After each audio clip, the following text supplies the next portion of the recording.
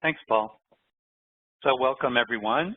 This is, believe it or not, this is our 10th and final installment of our home program monitoring series.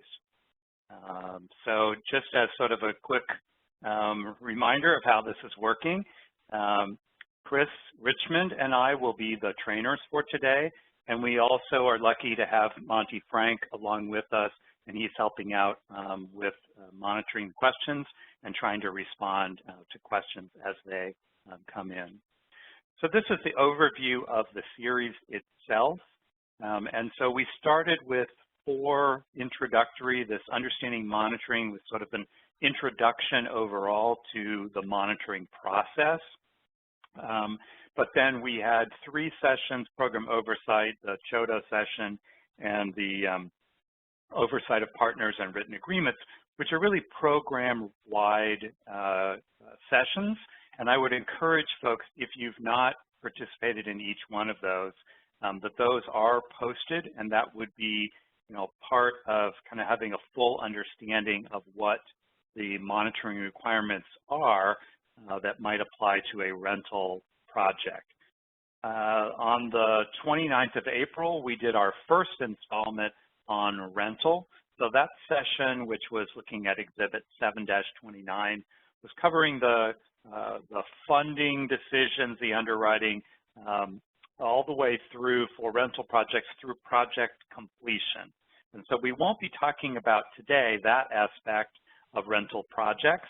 Today we're going to be focusing on once that project has been completed and we're starting that long-term affordability period, what all the requirements are and actions that the PJ and its partners need to be to complete. And we're going to be focusing on Exhibit 7-30. So for those of you that are working directly with rental projects, if you didn't participate in our first rental session, I would really recommend you go back and listen to that posted recording.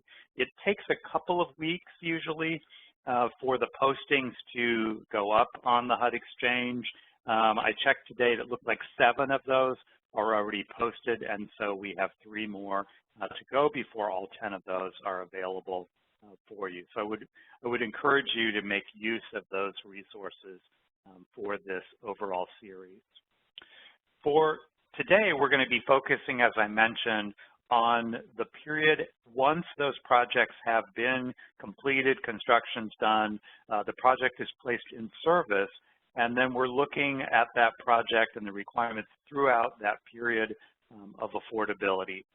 So the things we're going to be looking at today, specifically 7-30, which is the guide for review of rental project compliance and or policies and procedures. And we certainly, as we've been going through this entire series, have talked a lot about the regulations, but also what portions of that need to be captured and detailed within policies and procedures. And that's kind of the other half of the compliance question, is having a process in place on how you're going to implement this and how you're going to demonstrate compliance. So we'll be talking as we go through about what the requirements and regulations are, what the documentation that would need to be in place, and as I mentioned, calling out some of those things that need to be captured and incorporated within your policies and procedures. And then we'll be closing, as we've done in each one of these, thinking about what the PJ could do as part of a self-assessment process in getting prepared for that HUD monitoring. So we want to start by taking a quick poll just to get a feel for who we have participating in today's session. So Paul's just opened up the poll. If you can go ahead and log in, vote, and hit the submit button, and let us know whether you've worked with long-term rental compliance for less than a year, 1 to 5 years, or 5 or more years. If you can go ahead and vote, please, and then hit the submit button.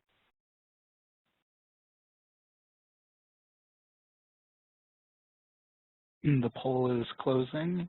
Make sure you hit that submit button once you've selected your answer, so that way your response can be recorded. Great.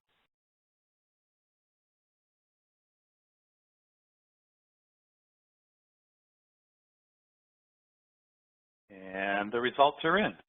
So it's pretty much an even split between folks with less than a year, 1 to 5, and 5 or more years. That kind of leads me into my sort of next comment here, is that as we go through this, we're going to be focusing on the monitoring exhibit. We're going to be briefly calling out the regulations and then talking about documentation and compliance issues, but we are not going to be able to take the time to teach the regulations and go into a great deal of detail on that. We're making the presumption that folks already have that background. This is a little bit more of an advanced topic-specific course. So some of you who are newer, this is going to be useful for you, but I think you may need to go back and learn a little bit more about some of the regulatory requirements. And we'll again recommend that you, on the HUD Exchange, utilize the e-building home training. There are around 20 hours available there after you take the first couple of overarching sessions. Then there are specific sections on both rental and the long-term compliance. And so it will cover in really good detail the topics that we're going to be talking about and kind of help you clarify what those requirements are and how you would be implementing them. So I really encourage folks to follow up on that. So the regulatory provisions we're going to be working with today, and we sort of have a list of specifics for long-term rental and then some other home requirements that during that affordability come into play. So we have some very specifics at 92-252, which lay out affordable rents, income targeting, so who can actually occupy those units, and defining what that affordability period would be. We're going to be taking a look at tenant protections, talking about income eligibility and what that process needs to be in the documentation, and then about compliance with the ongoing property standards, which, just as a reminder, we have property standards for projects as they are completed, and then we have a separate standard of property standards for our ongoing affordability period. And there is, as part of the materials, there is a sort of a handout or a little quick guide about property standards, which may be useful for you. And then for other requirements that are also going to apply during that time period, affirmative marketing, the types of inspections and oversight that the PJ is responsible for, and then things like fees and record retention during that affordability period. So this is just a quick visual of the monitoring handout or exhibit itself. This particular one includes 49 questions. So a lot of detail that is part of the HUD review when they are utilizing this to look at your program. So depending on how HUD has planned the specific monitoring visit, they might be looking at all 49 questions, but they also might be focusing on some portion of this, and so selecting portions of this that they would be working through. So of course our goal here is to understand what all the exhibit questions are and what documentation needs to be in those files so that you are well prepared and would hopefully not have compliance issues as part of that. I'll just mention that as we go through this, we're not going to be following, if you were to look at the exhibit itself, we're not going to be following in the same order as the questions appear in the exhibit. We've kind of rearranged them a little bit, which I hope makes it a little more easy to follow along as part of the training. So we've essentially divided it into categories. First, we're going to talk about the regulatory requirements, and we've kind of divided that into project completion lease-up, talking about during the occupancy and maintaining unit mix, talking a bit about property standards and conditions, and then some of the administrative requirements on that. And then at the later in this session, we'll also be talking about the PJ decisions, program design decisions, some of the systems that you need to have in place and choices that the PJ could make as part of how they are going to administer their program. So let's jump into the long-term rental housing requirements. So first off, the question about who's responsible for long-term compliance on this. So the PJ or a partner working on their behalf. So that could be a contractor who's been competitively procured. It might be a state recipient or a sub-recipient. But in either of those cases, the PJ then still has an oversight responsibility for those partners that are working on their behalf. If that's the situation, then we just want to note that there are exhibits 7-34, 35, and 36, which talk about having appropriate oversight for contractors, state recipients, and subrecipients. And there was a separate or were separate webinars as part of this series, and we would recommend that you go back and revisit those if those are applicable for the way your program is actually being implemented.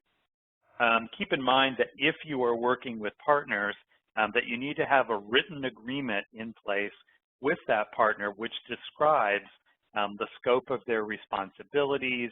PJ, of course, has to maintain oversight on that. And just a reminder that if we have a contracted partner, that the contractors always have to be procured. So a couple of other related exhibits we mentioned already, Exhibit 34, 35, and 36. There also is a separate procurement exhibit in making sure that contractors have been appropriately procured. So the format that we're going to utilize as part of our session today is in each of these topic areas, we're going to be calling out what those regulatory requirements are, and these are coming directly from the monitoring exhibit for long-term rental compliance. And you'll notice on the slides as we go along, there will be a mark on the top right-hand corner, which will reference you back to the specific question within the monitoring exhibit. So you can cross-reference. We did mention these are not in the exact same order as the exhibit actually handles that. We will be talking in each of these cases about what the documentation would need to look like that would be as part of demonstrating that compliance, including things that would need to be captured within your policies and procedures and in with the file documentation. And then in some, but not all, we'll be talking about compliance review. So we'll be talking about, so as part of determining compliance, how would this documentation be analyzed to determine whether this was acceptable or not. All right, so here's our sort of map of what we're covering here. We're going to start with project completion and lease-up. We mentioned that the earlier session was looking at rental projects through project completion, and so this is essentially the handoff to the start of that affordability period and getting those units rented up for income-eligible folks. So project completion, our requirement is that the PJ needs to enter that project completion data within 120 days of the final project draw. And so the documentation that's going to be in place is showing how they met the project completion. So that would be things like the final inspection, certificate of occupancy. As part of that, we'll mention in another slide or two what some of those specifics requirements are for defining project completion, particularly for rental projects. And so the review and the compliance determination on this is going to be based on, does that documentation demonstrate that project completion on this was handled within 120 days of that final draw, and that the IDIS information that has been entered matches the information that's within that written agreement within the files. And we'll mention that things that are included in that are things like making sure that the activity type, property type, the designation of numbers of units, Starting later in the year, Section 3 labor hour reporting is going to be part of that project completion information. And so important that all of that data has been included and it matches correctly with the documentation that's in place. So one of the requirements, hopefully you recall, is that we have a requirement that within 18 months of project completion, and so that's what sort of starts the clock ticking, we need to have our home-assisted units be occupied. So we need to make sure that we've got eligible tenants who are in those units within 18 months after project completion. This is going to be tracked based on the beneficiary information that gets entered into IDIS. So part of our challenge is collecting that information in a timely way and getting it entered. If the PJ fails to meet this 18-month requirement, then home funds have to be repaid for those unoccupied units.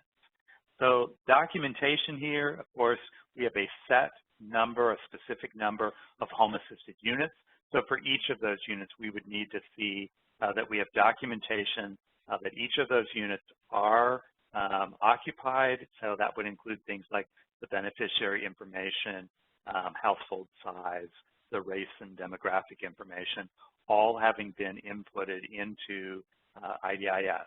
So important that the PJ is monitoring and tracking that, making sure that that information is getting in to the system on a timely basis, and then understanding that in the absence, if you've missed that deadline, then the other documentation that would need to be in place would be documenting that those funds were repaid for each of those home units that did not meet that deadline.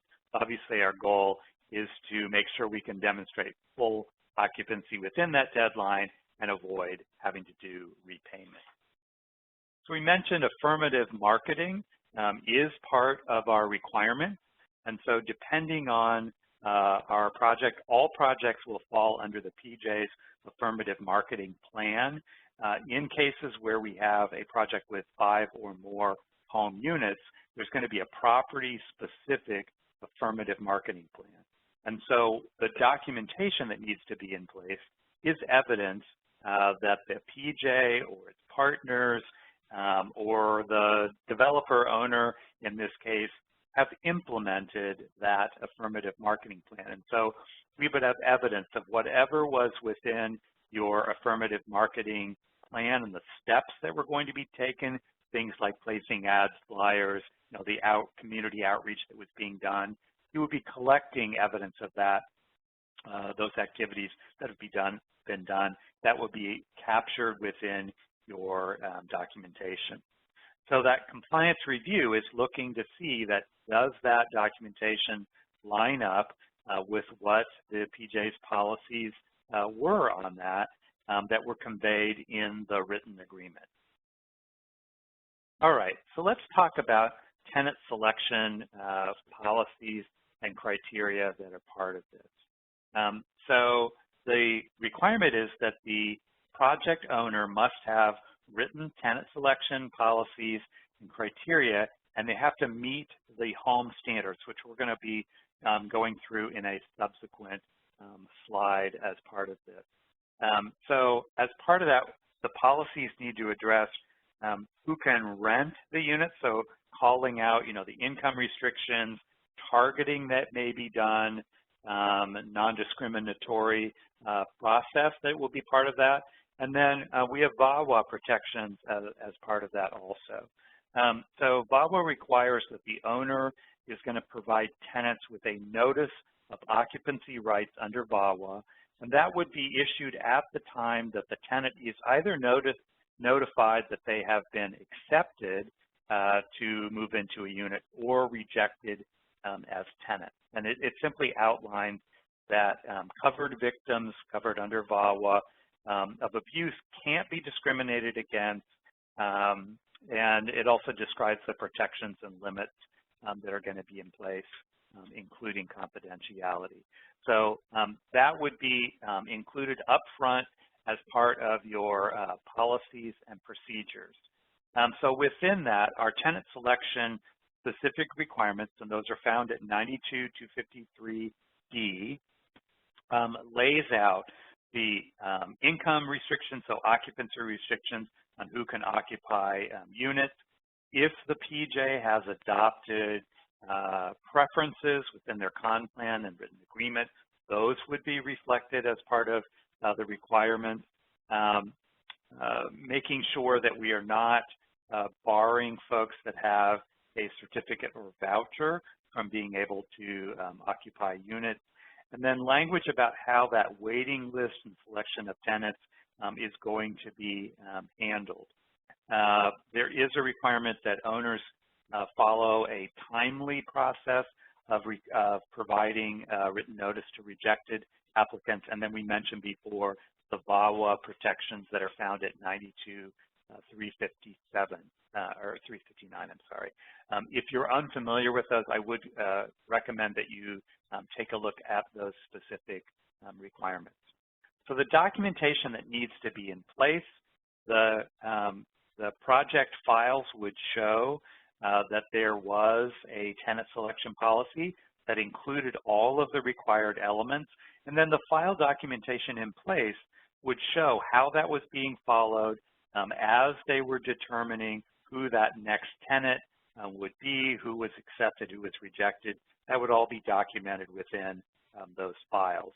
And as part of this sort of linkage, the written agreement, the con plan would lay out any preferences that were in place that were going to apply for this project. And keep in mind, we may have some project-specific requirements that have been as part of the funding decision on that particular project. We also know that we have some lease requirements. Our home funded units are required to be permanent affordable housing.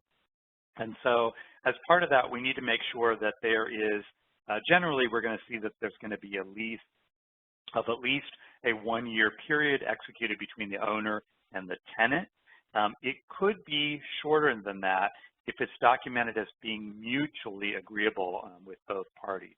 We've mentioned about the VAWA lease provisions need to be included as part of an addendum to that, and that's applicable for any commitments that were made after December 16th of 2016. So, much of what you're probably going to be looking at this point. And then you'll recall that we have some prohibited lease provisions. Those are detailed at 92-253B. So our documentation on this would be seeing that we have leases in each of our tenant files, that it meets the requirements as far as the term of that lease, that it includes the VAWA language as part of that, and then of course also that it does not include any of the prohibited lease terms. So that documentation might include, some of you are using a lease addendum, which is simply attached, becomes part of each of the leases, and essentially cancels out or corrects if we have any of the prohibited lease provisions within the standard lease that is being used as part of that. So one way or another, either we have a lease itself that complies, or we have documentation of an addendum that corrects that. All right. So we're going to move forward into talking about occupancy and maintaining that unit mix. So over the life of the project, during its affordability period, we have a series of requirements that are going to apply, and we will need to have appropriate documentation in place. So first off, we're going to talk about at initial occupancy, and then as we move along, we will also then be talking about that ongoing occupancy and the ongoing documentation that needs to be done. So to have an eligible home unit placed in service, we need to have an eligible tenant. So making sure that we have a tenant household that meets our income limits, that we are following whatever our definition, so either Part 5, Section 8, or the IRS 1040 income definitions would need to be part of that. And a requirement also is that we have at least 2 months of source documentation in each file. We're capturing income for all of our household members, and as part of that, we're taking the current income and then projecting it forward for 12 months. So we're not taking a backward look and calculating everything that was earned in the last 12 months. We're taking current income and projecting forward. We also have a requirement that that income determination to be valid needs to be no older than 6 months at the time that that lease is signed, and that we have to be consistent. We have to use the same income definition for each of those tenants as we are making that eligibility determination. So the documentation we expect to then find in each of those files, and this would be something that HUD would be sampling as they were going through their compliance review, is to make sure that each of those files has documentation for all household members showing that they have followed the income definition and calculated it correctly to determine that they are at 80% or below, or depending on the unit designation, they might need to be at 60% or below, 50% or below, and so following whatever those restrictions would be. So that documentation is going to include things like worksheets, and as we mentioned, the 2 months of source documentation. So as part of the compliance review, HUD or a PJ in reviewing the project files are going to be looking at each one of those files, going through that documentation, making sure that it is fully documented and that they can, following their definition of income, reach the same calculation as what has been defined in that file. And that would be following the current income requirements that were in place at the time that determination of eligibility was put in place. So that was at initial occupancy, so as the project is renting a unit to a tenant. But we also have a requirement that during that period of affordability, we have an annual recertification for our tenant household income. So as they are renewing leases, we would be recertifying to determine that they remain eligible and that we are charging them the correct rent utility calculations as part of that. So as part of this, we have some options when we are not talking about initial occupancy. We can do our normal with 2 months source documentation, but you also have the option to use self-certification or demonstrate eligibility for another government program. Keep in mind that part of this requirement also is that every 6th year of the affordability period, not every 6th year for a tenant, but for the affordability period for the project, all units would have to be recertified using that 2-month source documentation, and then of course following the specific definition of income that has been selected.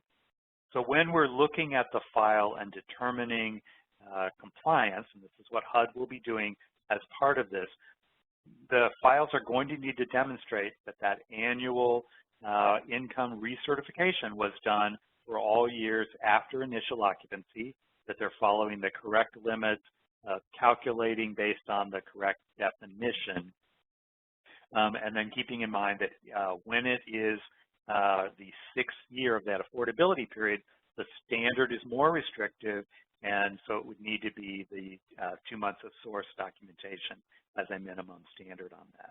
So that compliance review is going to be looking at each one of those files, making sure that that documentation in place is correct and it follows those standards as part of that. And so that would be one of the sort of checks that a PJ would be doing over time as part of its monitoring of partners of individual projects, sampling files and making sure that that documentation was in place. So for initial rents, we know that our rents are not, they're limited to the high home rent limit, but we also have a project and a program rule. So if we have 5 or more home units, and there's a set aside that 20% of those units have to charge a rent that can't exceed the low home rent. But we also have a requirement that maximum home rent, we are just backing out of that essentially the utilities that the tenant themselves is responsible for. And that needs to follow the PJ's approved utility schedule. And there is a home buyer that specifically lays out either the HUD utility schedule model or several other models that are acceptable. So that's our requirement as part of that, and that needs to be done as part of your initial review and approval. The PJ is doing that on an annual basis.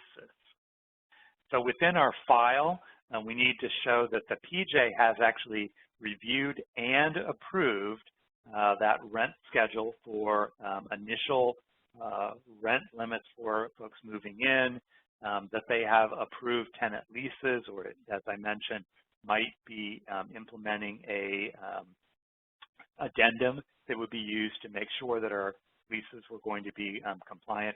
And then we also need to have the PJ reviewing and approving the utility allowance schedule as part of that. So that documentation needs to be in place to demonstrate that process. So that compliance review is going to be looking unit by unit at files to make sure that the rent that is being charged as they execute that lease follows with what that approved rent schedule would be. And that would include reporting that in our rent and occupancy reports, making sure that the utilities that were being adjusted as determining what that tenant rent would be, that they're also following that utility schedule as part of that. So really critical step as part of this.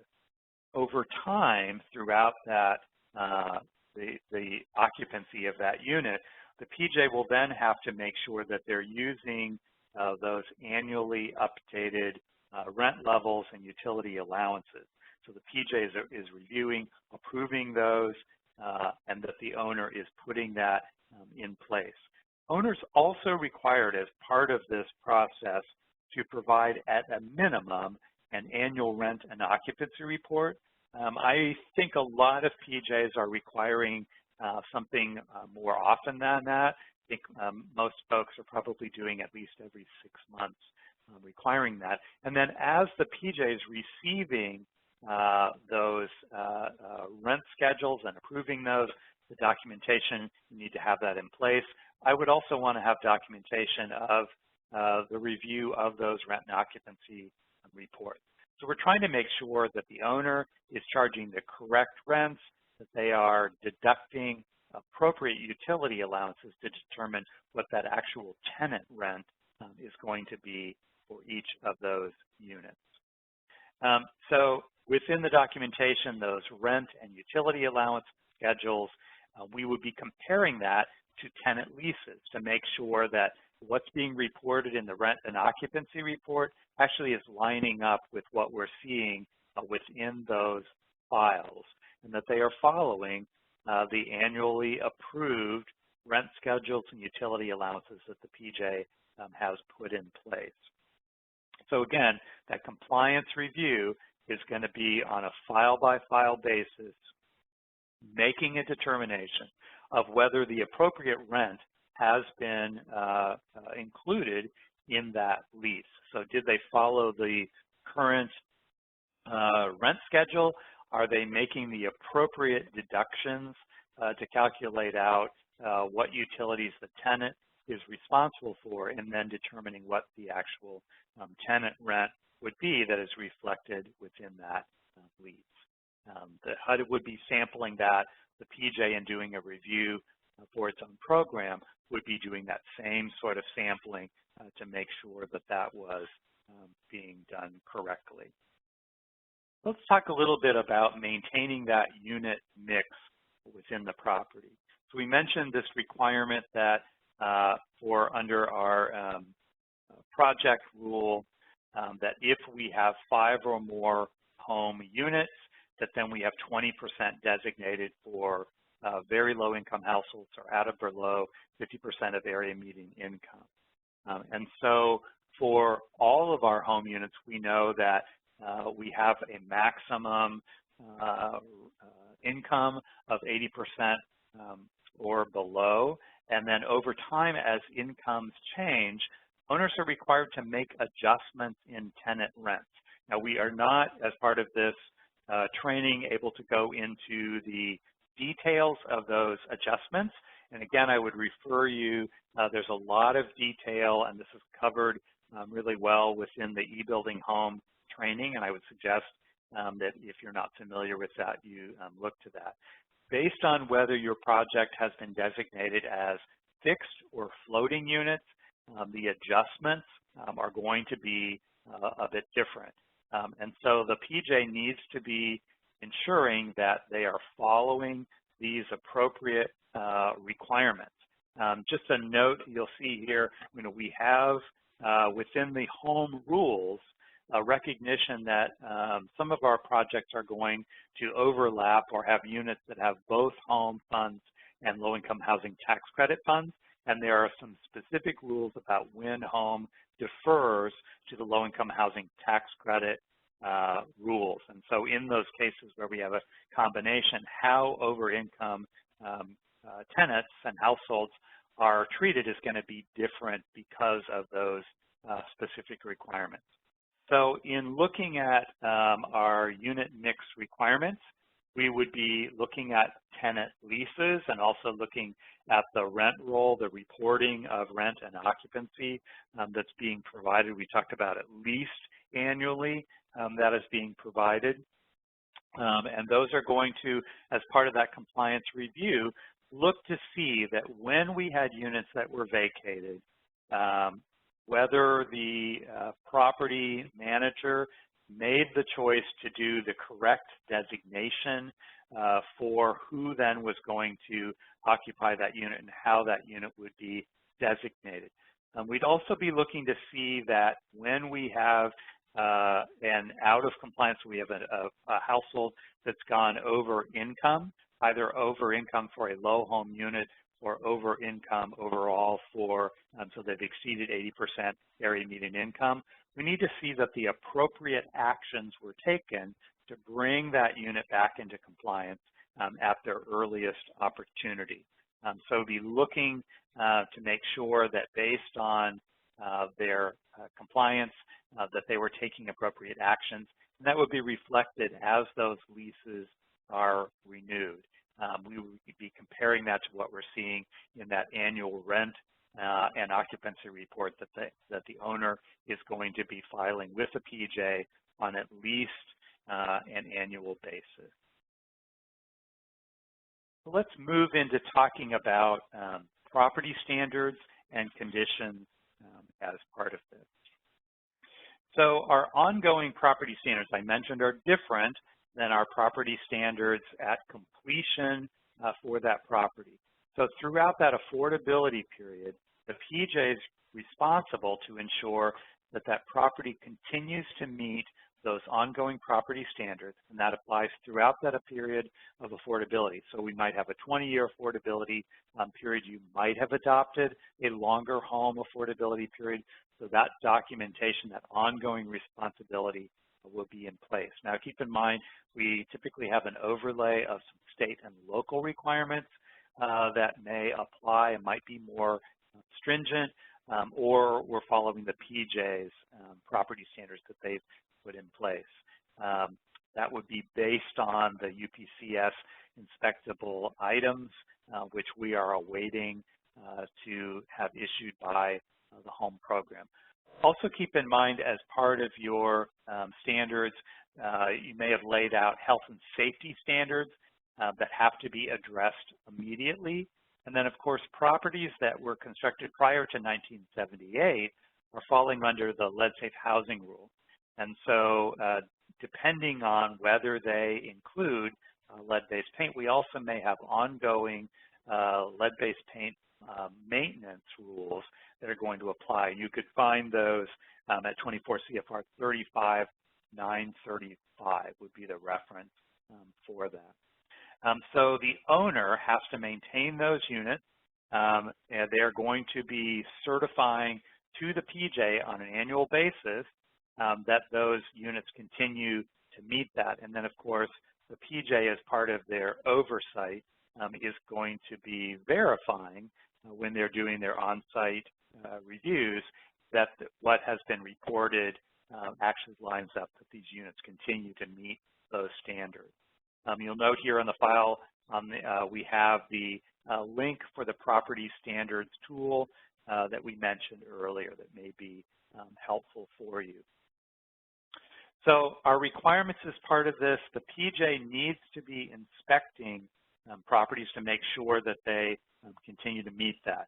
So our requirements at this point are within 12 months of project completion, and then as long as that came out acceptably, essentially, then we could go to a 3-year cycle throughout that period of affordability.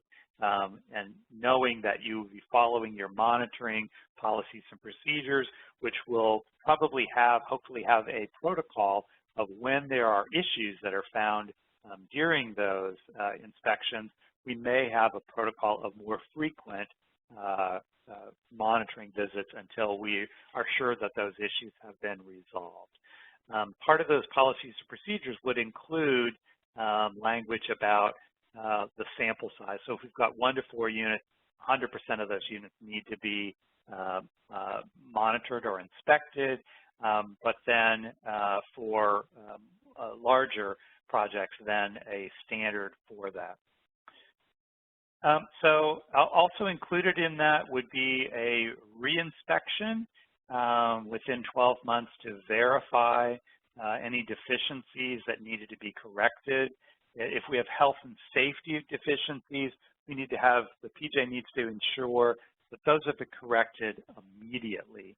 And then for non-hazardous deficiencies, the PJ's policies and procedures would set what that standard would be. Typically, it's going to be, a third-party inspector. It might be photographs to be able to verify that those corrective actions had been completed.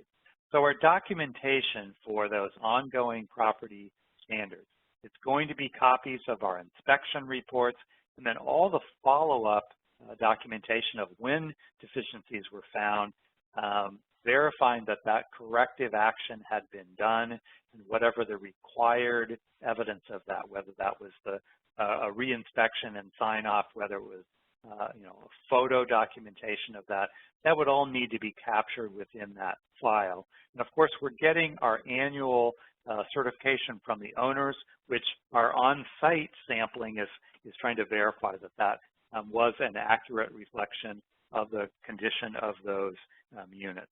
So our compliance review is going to be looking at those specific records and making sure that our property standards have been met as part of our process.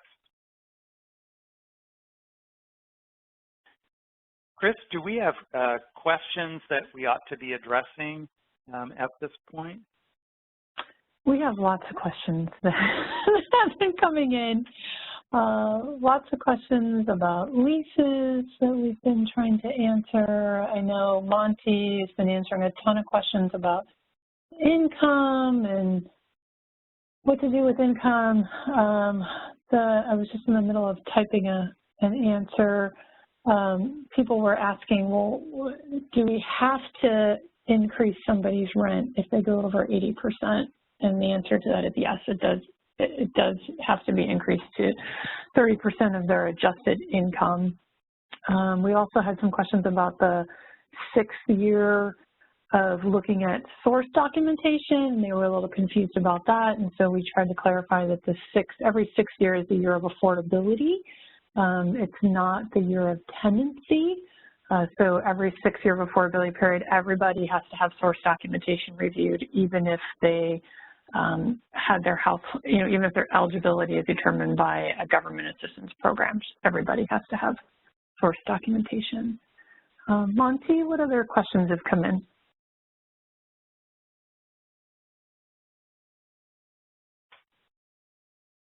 Monty, you might might be be on on mute. mute if you're speaking. Yes, I was trying to get to the button to unmute myself. It was hidden on my screen. There have been a lot of questions come in on tenant selection procedures and waiting lists. And you're required, 92253 requires you to approve the tenant selection procedures. They can vary. There's not one prescribed way to do tenant selection. You are expected to require waiting lists. And the overarching issue is the fair housing issue of ensuring fair access. So there's not a predetermined way, but the PJ needs to approve those things as reasonable.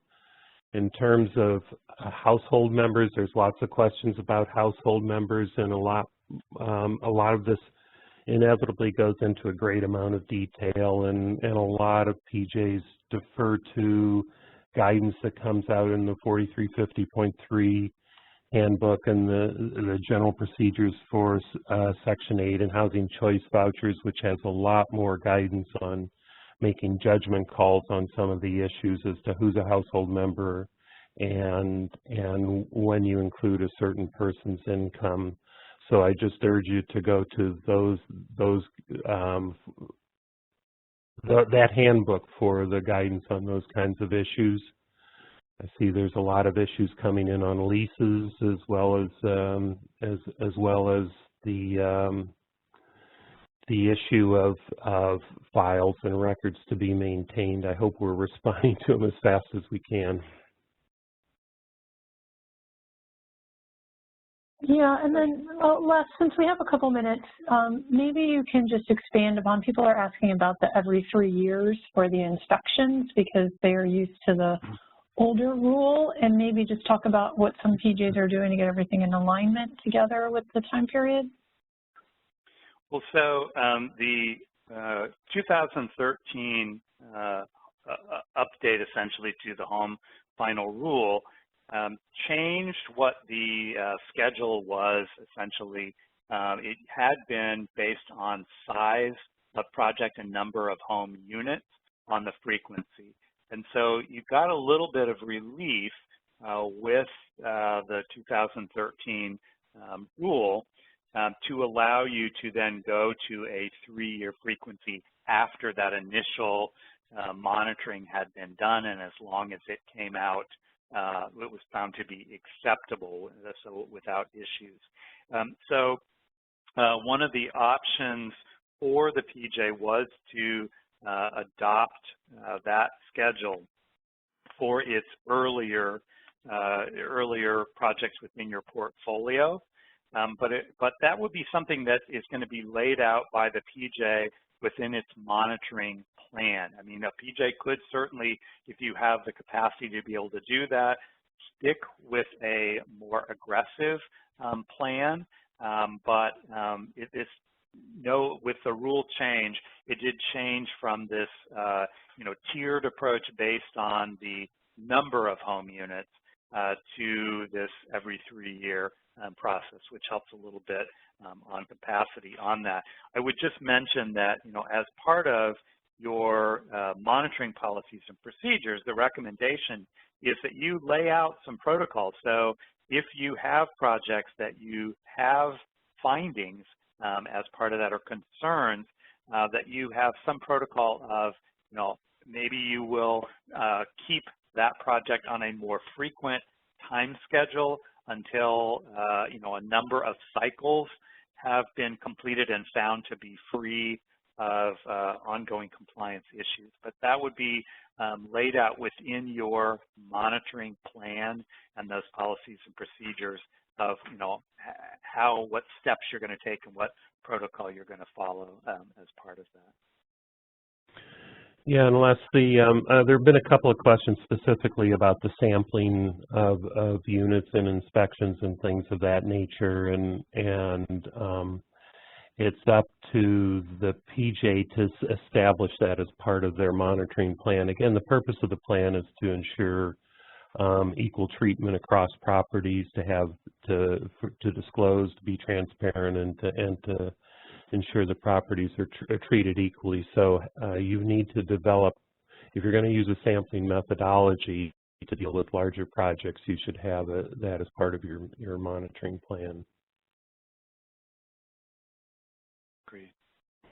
Chris, I stole a couple of your slides, so I'm going to suggest we So I pick up from here, financial conditions, and I was typing away as you were still talking, so we haven't done the slide yet, right? Is that correct? All right, yeah, okay. That's correct. All right, so if we did, I'll give you my version of it. All right, so we're talking about financial conditions now. So home-assisted housing has to provide housing for low-income residents for the whole duration of the affordability period. And if the project fails financially and you're unable to fulfill this requirement, then the PJ is on the hook for repaying the home fund. So it's really important for us to make sure that the financial condition of this property is going to be solid and viable during that period of affordability. So you want to be looking for financial red flags. Those are some of the earliest warning signs the property might be headed for trouble. PJs can take steps early to mitigate problems and avoid larger issues later on. So for projects with 10 or more units, the PJ has to assess the project's financial conditions, and they do this annually. And they're doing this to determine the continued financial viability of the project. And so what is the documentation of that? What we need to do? Well, the owner's annual financial report, as described in the written agreement, this is what would cover that. And the PJ has a lot of discretion to decide what it needs to do to conduct this financial review. So maybe they're going to look at the profit and loss statement. This could be used to determine if the income is sufficient to pay for the expenses, or maybe they're going to collect some other documents, maybe the collection rate, or, what are the vacancies and concessions, or, we want to see what the administrative expenses are, or perhaps the utility expenses, or the repair and maintenance costs. So these are all different documents that can be collected to be reviewed. And then the compliance review is just to determine, was this review conducted, and if there were issues or red flags, is the PJ following up on any of these issues?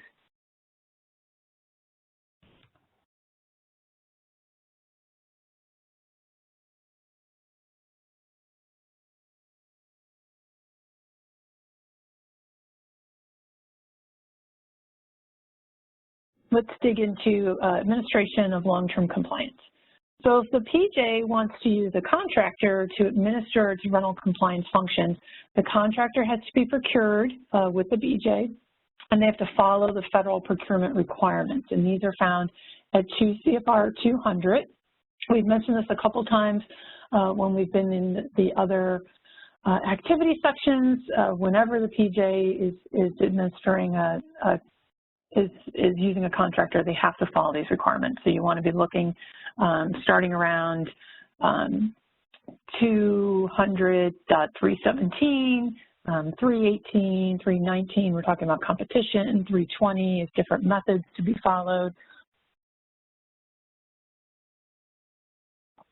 And so the documentation of this, again, is copies of the solicitation and the bids that are received, that this is actually documented in the policies and procedures of what the bid process is going to be, and then the bidder that was chosen, why were they chosen for that. And HUD is going to be using these other exhibits. Let me find my blue color here. HUD is going to be using these other exhibits, 734 and 34-3, the guide to procurement whenever this situation happens, to be able to review that. And just to remind you that 2 CFR 200 was updated in August, and it was modified and recategorized, the procurement section was. So you want to make sure that you're using the most current rule of 2 CFR 200.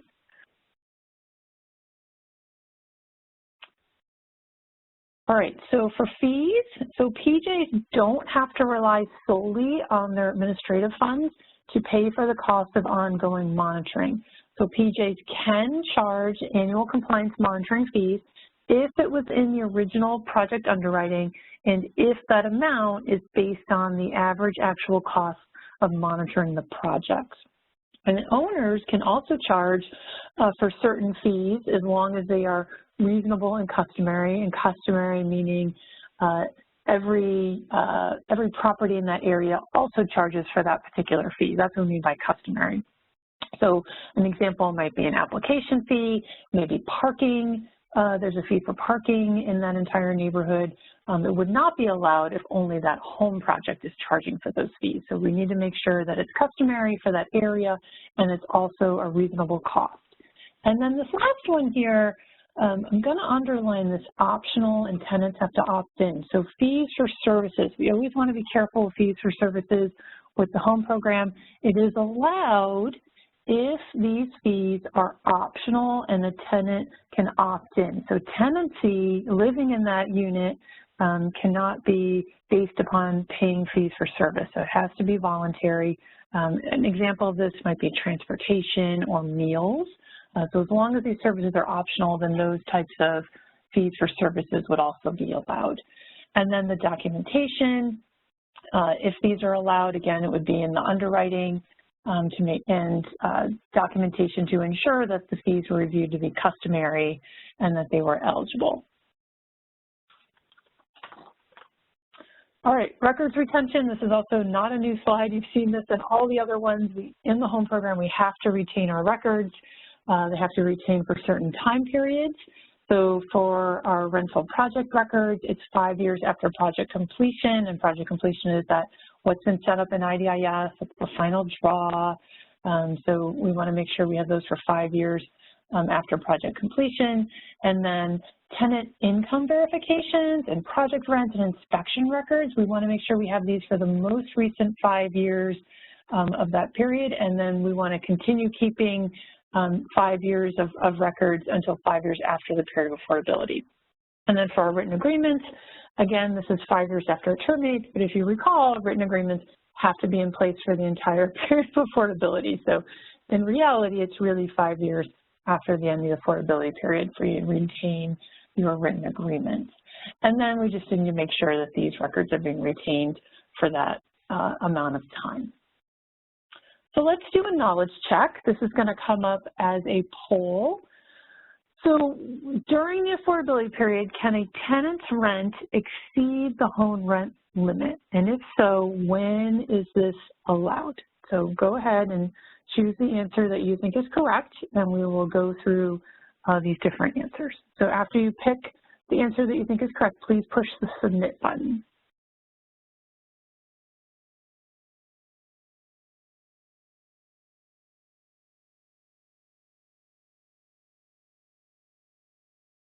And we will be closing the poll soon, so make sure you select your answer and hit that submit button.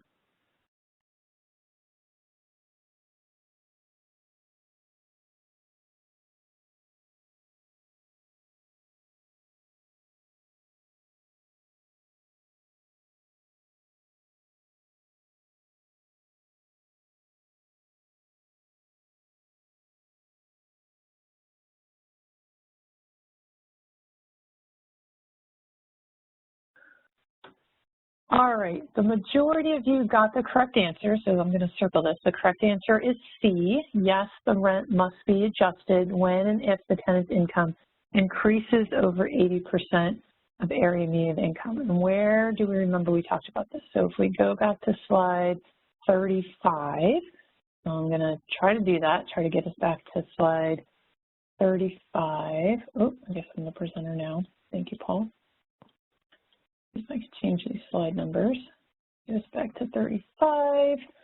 So the adjustment depends on whether it's, how much of an adjustment, how much can you go over for the payment really depends on whether you're in a fixed or floating unit. So remember, for your projects, you have either fixed or floating. You never have both.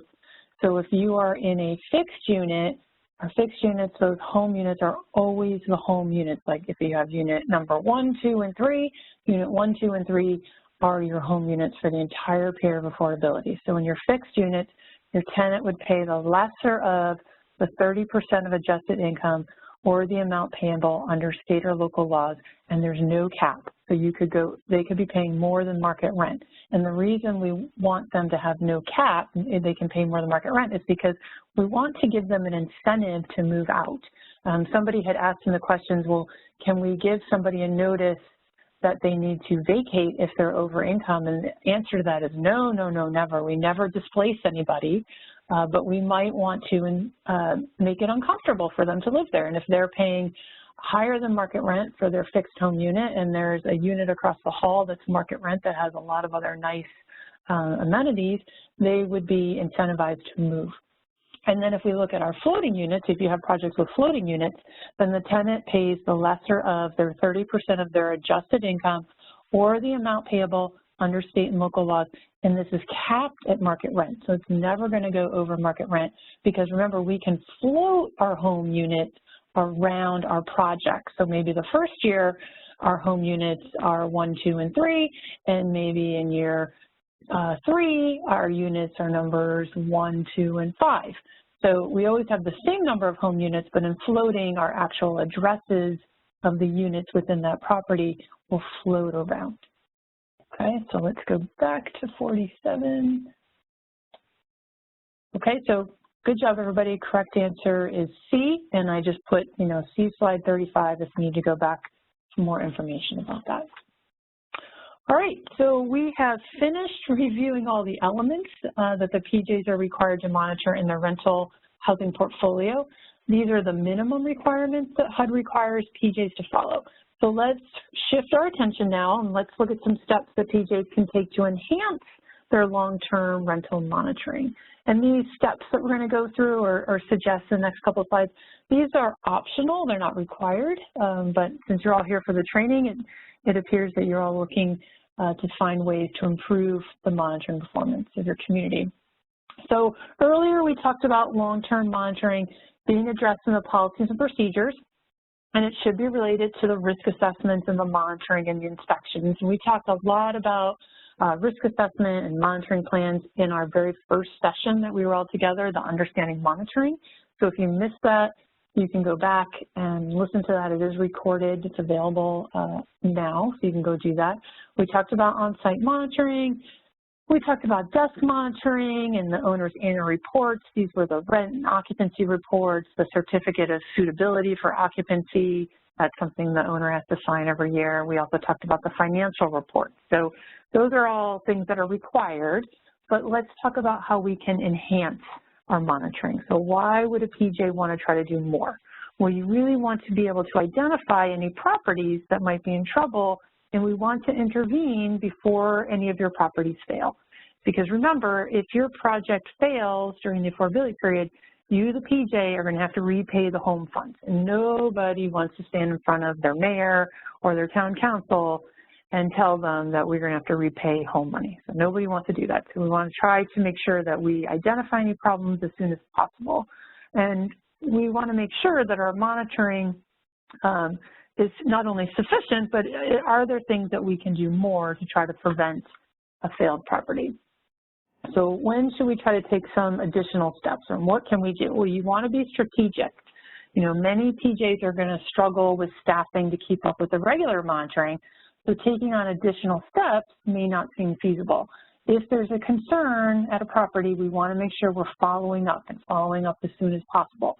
A couple examples here might be maybe when you got those financial reports, you're seeing increased vacancies and declining revenue. So that might be when you want to follow up. Maybe you're hearing that there's a lot of layoffs at a local employer that's near your home property. That would be another time that you'd want to try to follow up. You want to be proactive, so taking a little extra time at the first signs of a problem may save you hours of work if the property starts to fail. So early intervention can save the PJ both time and money. So we have a couple different suggestions on the slide that I think are really helpful. So the first one about assessing the property management staff and looking at their expertise and their experience managing affordable housing. So you, the PJ, you can ask for a management plan. You can ask for this management plan on a regular basis. And for new staff that are working in the property management, you can also ask for their qualifications. And you might also want to include in your written agreement a requirement that owners find new managers if there are extreme situations or if the project is starting to get into trouble. You also want to be, if you have any issues, you want to increase the frequency of the owner reporting. So you want to ask the owners for more information, or maybe you want to even ask for the same information more often. So for example, maybe the vacancy rate is increasing and the property is losing revenue. You don't want to wait a full year for that next financial report. You might want the owner to report to you, what are they doing to try to reverse this vacancy decline? We also may need to increase our on-site inspections. This would make sense if the owner fails to submit that certification that they have to submit every year, that the property's in suitable condition for tenants. So if you didn't get that, I would go as soon as possible go do an inspection. If you have found a lot of deficiencies or if there's a lot of complaints, you want to go do more inspections. And if you're concerned about the management staff deferring maintenance, that's another time you want to try to go and do some more inspections. You want to be taking the pulse of the neighborhood and seeing if there's any changes that might affect the marketability of this property. So you really need to be alert to any changes such as layoffs at maybe a large employer. Is there an increase in crime in the area? Are there problems at the local school? So these are all different things that might alert you that you might need to do a little more monitoring. And then you always want to try to do, if you have time, what we call drive-by inspections. We already know that we have the schedule where you have to go inside and do inspections of the units, but more often you could actually just drive by, and this is a good way for you to look for any red flags of poor maintenance or physical deterioration. This could be a sign of either poor management or maybe there's a potential loss of revenue, so the management is now deferring maintenance for cost reasons. So these are all just some simple tips that, that we think might be helpful for you to enhance your monitoring. So for administrative issues, you know, most PJs understand how important monitoring is for their home portfolio, but sometimes PJs feel pressure to produce new units and that long-term monitoring is short-shifted. So smart PJs are going to create administrative structures and staffing that are going to result in effective long-term monitoring. So in your policies and procedures, you want to make sure you're including risk assessments in your monitoring plans and making sure you're identifying what your goals and objectives are for your administrative structure. You want to make sure there's a clear handoff between the staff, the development staff. We met a couple of weeks ago about development of rental, so that staff is handing it over to your monitoring staff, making sure that they understand the whole project, who's the point of contact, who's the management team, the property managers. And then remember, in that written agreement, it should also identify the number of home units, the addresses of the home units, the types of properties, you know, where are they 1-bedroom, 2-bedroom, 3-bedroom, you know, all that's really helpful, and that should all be part of that handoff as well as in the written agreement. We want to make sure that our staff is sufficiently trained, that we actually have the right number of staff. Maybe we need to contract this out if we don't have enough staff, and we need to make sure the staff that are doing this have the proper qualifications. So do they understand the home rule? Do they understand what property standards are? So we want to make sure we have the right makeup of staff.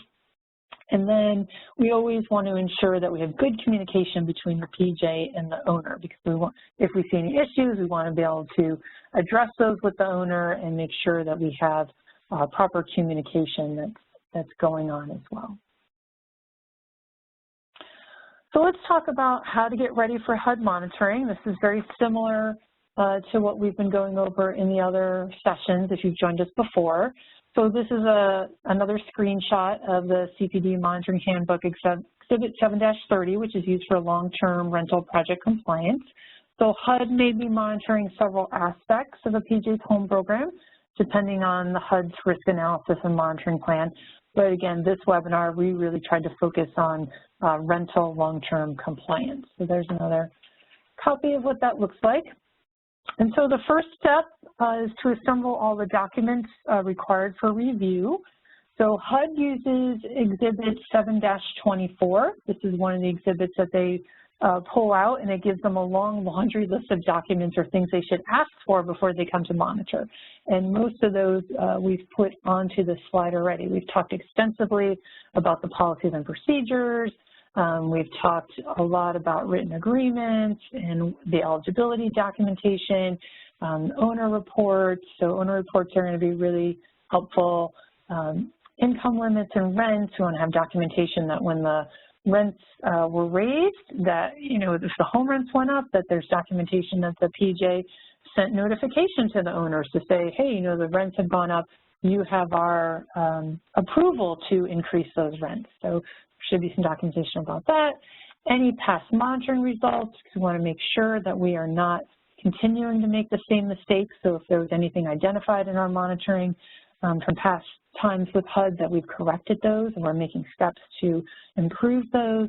Any citizen inputs, if anything was identified as an issue and needed to be addressed, that we actually address that. So all sorts of different things that we want to assemble together. And then we have our self-assessment. So if you've been with us at the other sessions, we actually put together a self-assessment tool. So there's some really good helpful steps to go through here. We've already talked about document assembly, your policies and procedures. If you haven't looked at this tool yet, it is available to you on the link from the training, and it'll also be posted up again as well. So lots of really good information in here for self-assessment. But you want to be pulling your policies and procedures. You want to review those to make sure they're compliant and they're complete. You want to be doing a document review, and when you do that document review, I would be using the exhibit. So when I used to go and do monitoring for PJs, we used to do this thing called a wellness, where we would come out and do a monitoring before HUD came, and we would let you know everything that's going great and everything that's not going so great, and you would fix it all before HUD came to monitor, and I would use the monitoring exhibits. And so this is what you can do for yourself as well. You pull out that this Exhibit 7-30, take a look at all those documents you've assembled and go through and see if you were the HUD person, would you pass that HUD monitoring visit? So you want to do that on your own as well. And then this slide really shows the elements of the self-assessment covered in the self-assessment tool as well. We've talked about a lot of these. Oh, here's the link of where you can find this handout. And then also for monitoring and evaluation, again, you're looking at your PJ monitoring and responses to prior monitoring. Any staff changes, or do you find that your staff maybe doesn't have the proper skill set? Is there any other training we can get for them, or things they need to be updated on? And then changes to program design. So long-term monitoring is one way for you to identify things that might need to change for your program, or for projects that might be having problems. So if you are reviewing properties and you're seeing a lot of properties that are having problems with long-term viability, you might want to review your underwriting requirements. It might need adjustments to maybe operating reserves or changing your loan-to-value requirements in order to improve a long-term viability of your portfolio. Maybe during this long-term monitoring, you're also finding properties that are having difficulty keeping them fully occupied. So maybe you, the PJ, want to review market assessment policies to ensure that the decisions you're making are best on the information available about the marketability of that project in the neighborhood. Maybe during your long-term monitoring, you're finding owners are charging the wrong rents, or they're failing to determine the tenant income accurately or annually.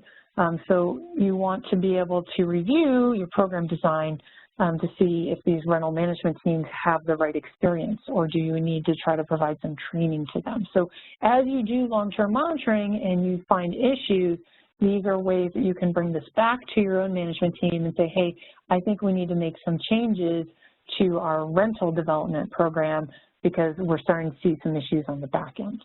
So that's how you can try to help. We try to think of training or monitoring as a circular type of process rather than a linear process, because as you find any issues, you want to bring that back and make any changes to your programs. All right, as always, we always have lots of resources and tools to show you. So this is a screenshot of showing you where you can find the HUD exhibits, or I call them checklists sometimes. They are available on HUD clips. You can also get to them from the HUD Exchange. So the green box shows the pre-monitoring checklist. That's the one that I said that HUD will download in advance and try to figure out what all the documents they need to collect. And then when they're doing their actual monitoring, they'll use this red box one, the 7-30, and that's the one where we had all the questions that drove this whole webinar today. This is a page from the HUD Exchange, and so this is about middle of the page of the home program page. You can see there's these tiles here. So we have monitoring, we have rental housing tile, and then we have a monitoring tile. When you click on the rental housing, this is what the page looks like. Lots of really awesome resources and tools and guidance that you might find helpful to you. We also have, we've been talking about this a lot, this self-paced online training. As Les mentioned, it's anywhere from 20 to 24 hours long, so much longer than this 2-hour webinar that we're having today. You do have to take the first 3 modules in order for you to then hop into an activity module, but I think those first 3 modules are really helpful for you to have this general base and understanding of what home really is. And then you can hop into module 6 for rental housing activities, or module 7, which is long-term compliance. And I know people had asked, well, can you give us more scenarios?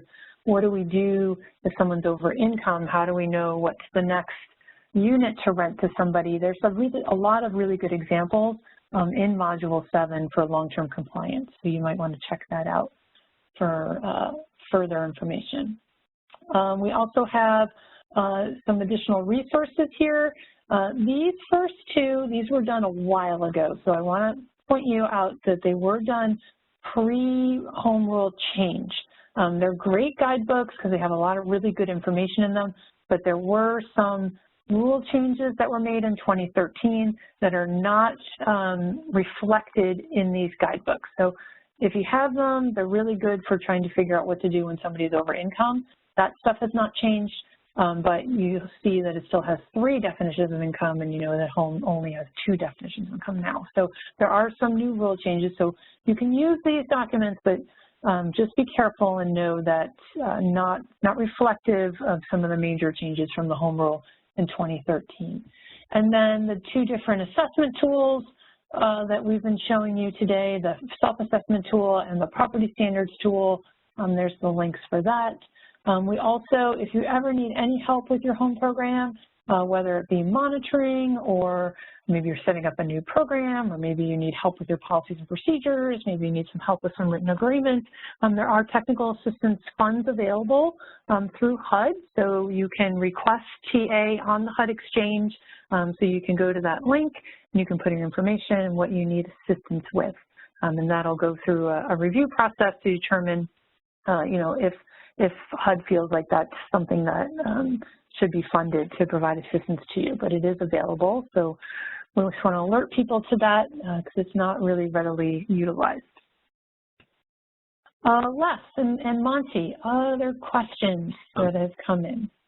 Yeah, Chris, can you go back to that slide, the 2 compliance guides you were talking about? Just Yep. I just wanted to make certain that people understand that even though these haven't been made current, I know you said this, but I'm going to reemphasize it, and maybe because we spent so much time on developing those guides back 10 years ago or so, but they, in terms of the things that you do in tenant selection, the fair housing stuff, the income stuff of Part 5, except for Part 5 changes since 2012, all that stuff is valuable. It doesn't have the new inspection cycle, every 3 years. It doesn't have VAWA. It doesn't have the financial monitoring. But there is so much good detail in there and giving you guidance on how to handle individual cases and individual tenants that I would urge you to use it, and to emphasize that there is a version that's available for the property owners as well. So I don't want to discount those just because we haven't been able to update it for the 2013 rule. Thanks, Monty. Really helpful. Other questions or things that we should expand on? Go ahead. Go ahead, Les. Go ahead, Monty. Okay. Okay. So I would really echo what Monty said on those two guides. That was one of the comments I was going to make. Really helpful, very user-friendly. We've had a lot of questions about project-based subsidies, and I'll just make the quick reminder that project-based subsidies, there is the flexibility to be able to charge the contract rent for that subsidy, even when it exceeds the home rent, but there are some specific rules that relate to that. It's only in combination with a low home unit, and that's with a household at 50% and below who is not paying more than 30% of their household income. So in some cases, and we had questions about what if all my units does have a project-based subsidy? If you want to utilize the flexibility of charging the contract rent that exceeds that low home rent, it can only be done in combination with a low home unit. So you might want to amend your home agreement and designate additional units as low home units. And Les, doesn't the entire property need to be low home units? You can't even have high home units, right? If you have project-based. Yeah, so if they're going to take advantage of all the project-based subsidy and wanting to exceed that, anytime they're going to exceed the home rent, it can only be done in combination with low home units. So in that case, yeah, then they would want to say, okay, let's make all of our units low home units, which they certainly, that the rule sets a minimum of 20%, but it does not set a maximum, so you certainly could do that. There also were some questions about the review of files, tenant files, and whether that had to be done annually or whether it was being done when they were on site. So the requirement for annual oversight would be looking at your rent occupancy reports, your owner certification, approving the rent schedules, the utility schedules, and then we have this on-site frequency requirement, which is when you would typically be looking at those tenant files. There are many PJs who also are then, based on those rent and occupancy rolls, requesting that files be scanned and sent to them. And so you could potentially do the tenant file review virtually rather than doing it when you're on site.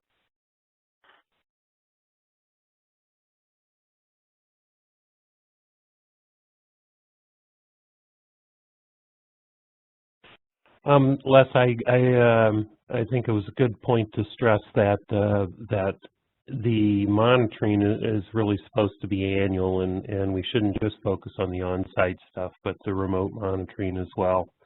And I'm glad you did. The other questions that came up were around the financial monitoring that it was added in the 2013 rule, and it is for projects of 10 or more units. It's not based on assisted units, but projects of 10 or more units, which, according to HUD, take into account about 75% of the rental projects assisted with home. HUD added this as a best practice, as a way of saying you're responsible for this project, and you may have to repay the funds if it fails. And projects don't just fail because of non-compliance with rents or an over-income tenant. They fail financially, and you need to keep an eye on them. However, HUD has not issued any standards or guidance or minimum because they're leaving it to the PJs to determine what's appropriate given their projects and the financial concerns that they have. So I want people to sort of take the approach to this of saying, I need to do this to protect us and to protect our investment, not how do I meet a minimum HUD requirement. And I would note that there are certainly a number of PJs who have said, this is not only a good idea when it's required, but some of these smaller projects, I have the same concerns. And have also, I've heard folks say, it's probably easier to have one rule that we're just going to apply across the board rather than trying to figure out, okay, does this project trigger this versus another. But, you know, our whole goal here is to, as early as possible, identify when there are trends that are happening that are leading this project into financial difficulty, which could cause them to not complete the affordability period and trigger repayment of funds. So it's a really important aspect of trying to keep track of what's happening and predict where you need to intercede and try to help stabilize. Yeah, technical assistance always trumps enforcement. It's a lot easier to go in early and assist and correct it before it becomes an enforcement issue. There were a lot of enforcement questions that came up today. People, how do I enforce this or that or whatever? And it goes back to the written agreement and the covenants or land use restriction agreements that you've recorded against the property that give you the right to enforce the requirements. But most of those things are legal remedies, and you could end up in court or taking legal action in order to enforce, and that's not a win situation. You want to have a better relationship with your owners and try to intervene before it goes to that point, because very few of those situations come out satisfactory where you can save both the property and the investment in its entirety. So I would urge you to think about your monitoring as something that's more proactive and more technical assistance oriented than got you with just some compliance enforcement after the fact. And I would just add one little thing to that. In particularly multifamily, where these are oftentimes a competitive process, and some of the folks who have existing projects are also coming back to you for funding for new projects.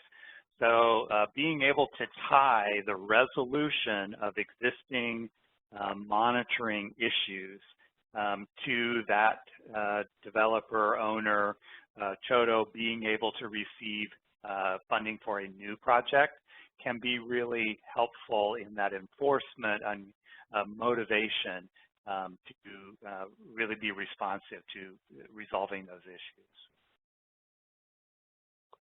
Yep, good point.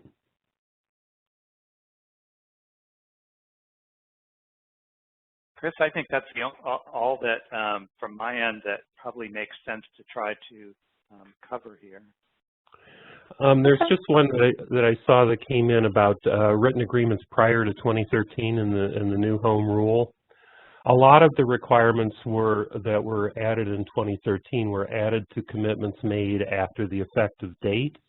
However, a lot of your agreements were written to say that to comply with Part 92 as it may be amended, and that gives you the right to enforce new restrictions that are in fact imposed on a project. So you'll need to look back at those early agreements to see if you have the right to enforce the new ones and whether you need to. And there was a piece of guidance issued at the time of a home applicability chart, which I think if you search for that under the HUD Exchange, which lays out for each of those provisions which one, because the 2013 rule provided some flexibility on some things. And in some of those cases, that flexibility only applies to projects that are committed under the new rule. And some of those flexibilities could be applied to existing projects within the portfolio, such as the frequency of the on-site visits. So that's a really, that's kind of the one place to go to that is helpful on reminding you of what can I apply to my existing portfolio that may have been funded prior to 2013. And it's called a home applicability chart. And I think if you simply search that, it will pop up for you. So we do have some questions coming in about what if we can't get the property owner to do what we want them to do. And for example, it was about the project-based subsidy where they're charging higher than the home rent, and they're not low home units, they're high home units. In my experience, you may need to have your legal staff send a letter to the owner, and you may need to ask for the home funds back. Sometimes that's enough to get them to change their ways, to go back and following the home rules. Monty or Les, you guys have any other suggestions on what to do if you can't get the property owner to do what you need to do? I think it goes back to enforcing your agreement at that point. Yeah, there's one of the questions just came in about a note and mortgage being paid off before the affordability period ends. These are independent issues in HUD's mind. The covenants are enforceable for the period of affordability, and so somebody who says, "Oh, I'll pay you off and you go away," technically that's not what's permitted under the rule. You're supposed to continue to enforce. In the end, when nothing else has been able to be resolved, getting the money back and repaying HUD may end up being the solution, but it's not what HUD wants. It's not what we want. We want to keep the units affordable if we can. Another question that just came in was about the extended affordability periods. A lot of PJs chose longer than the 5 to 20 years that were imposed by the home rule, and HUD has taken the position that if you establish a period of affordability that's longer, that's what is enforceable, and to reduce that period of affordability, you would have to have review and approval from HUD. The statute and the rule talk about the period of affordability not being less than those 5 to 20-year periods. So if you say a 40-year period, you've just made it a 40-year home affordability period, unless you have separately stated the home affordability period from any extended local use restrictions that may go longer.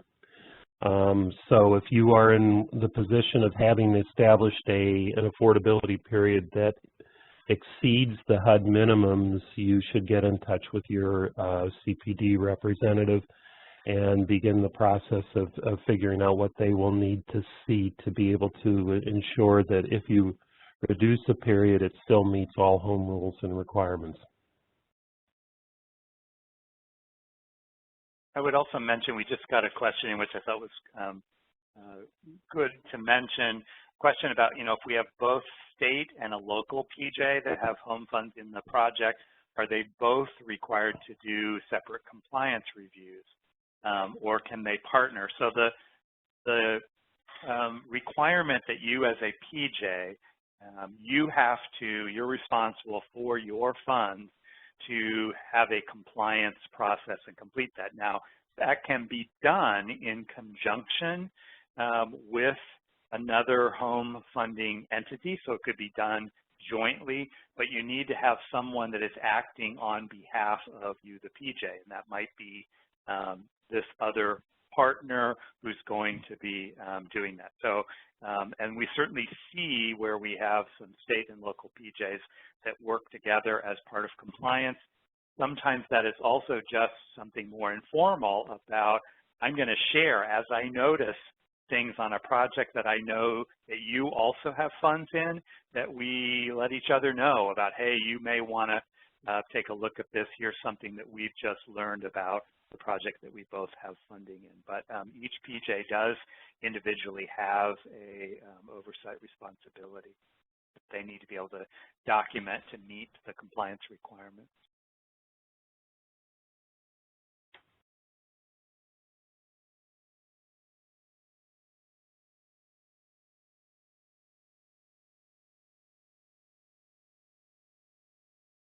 Chris, anything else here?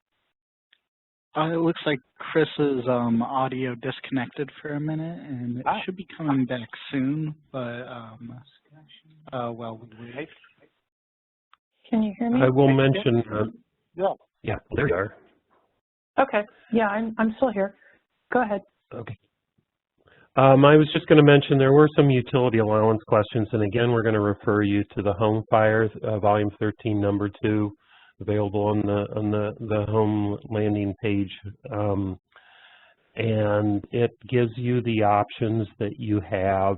And to clarify that the 2013 rule no longer permits the PHA, existing housing utility allowance schedule, but there are alternatives in that Home Fire that you should look at and make certain that you're complying with one of those.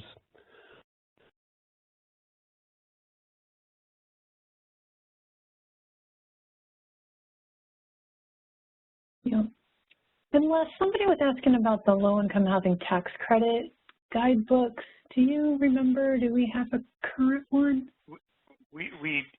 There has not been one issued. There was there was a draft, and there may be a possibility of one being issued in the future, but there is not currently a home and tax credit guide.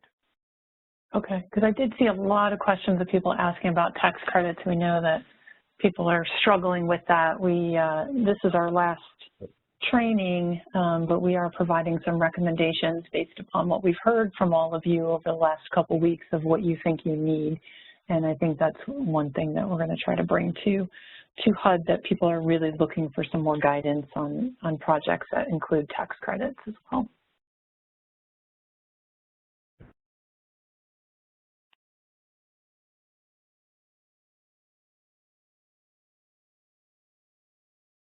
So Monty or Les, anything else before we wrap up?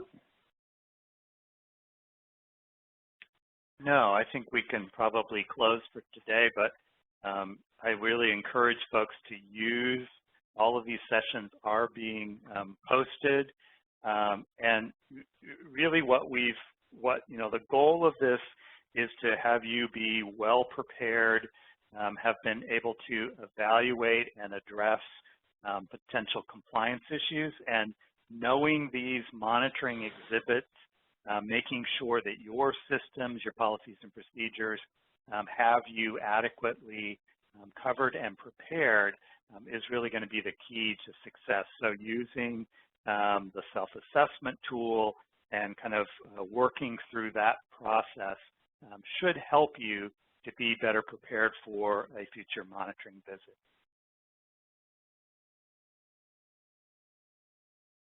Great. Monty, anything else before we close? No, just the comment of that. I know you had those of you who participated had lots of questions and went into rules and issues that would have been covered in a more general home training. And I hope someday we'll be able to be back and doing a more detailed training in the home rules. And please understand that this was only supposed to be on preparing you for HUD monitoring, and not to be those other trainings. But I've reviewed every question and Q&A that's come in, and the range of questions you have are substantial, and we will be sharing all those questions with HUD, not to identify you by name, but to identify the topics that you raised, and that will help us to identify a lot of the training needs. Home is a complicated program that has a lot of detailed rules that are imposed by statute and regulation, and we have to keep working to get it right. I've been trying now I'm approaching 3 decades on this program, and I'm still trying to get it right. So I encourage you not to give up and to stick with it, and we'll all do the best we can. Thanks for attending. Great. Thanks, Monty. Thanks, Les. Thanks, everybody, for joining us. If you were with us for all 10 sessions, I wish we could give you a standing ovation for that. So thanks, everybody. A lot of time and effort went into putting these materials together. If you have colleagues that miss these sessions, please point them in the direction of where they're posted on the HUD Exchange, so hopefully these can be shared for the months to come. So thanks, everybody. Glad you were with us. You should be receiving at some point in the future some type of evaluation. It will be an electronic evaluation, so please fill that out. That's really helpful for all of us to hear what could go better, what else do you need information on.